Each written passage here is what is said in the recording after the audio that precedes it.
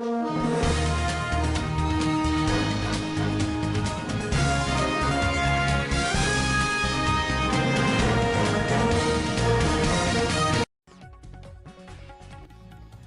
मेहनत आणि विश्वास असेल तर वय, वर्ग किंवा परिस्थिती कधीच अडथळा ठरत नाही। आज आम्ही तुम्हाला भेट घडवून देणार आहोत जत तालुक्यातील एका चिमुकल्या खेळाडूशी जिने जिल्ह्याचं मैदान सलग तिसऱ्या वर्षी गाजवलं आहे।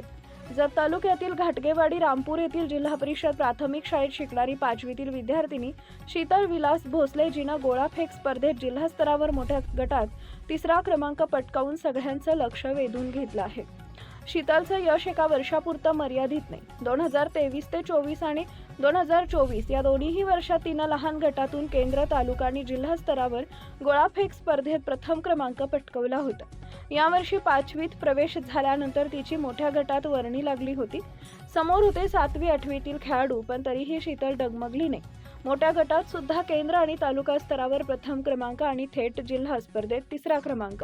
वयाने लहान पण कामगिरीने मोठी हीच शीतल भोसलेची खरी ओळख आहे। या यशामागे शीतल सोबत उभे राहिले तिचे शिक्षक, पालक आणि ग्रामस्थ।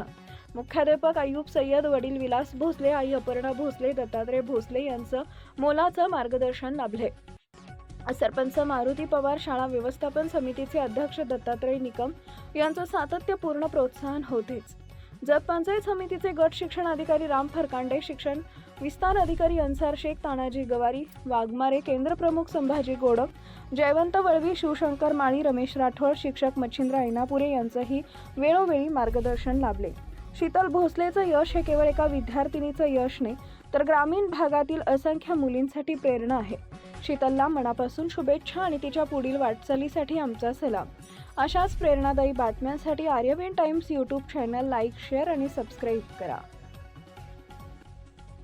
अशा बातम्या पाहण्यासाठी आमच्या चॅनेलला लाईक, शेअर, सबस्क्राईब करा।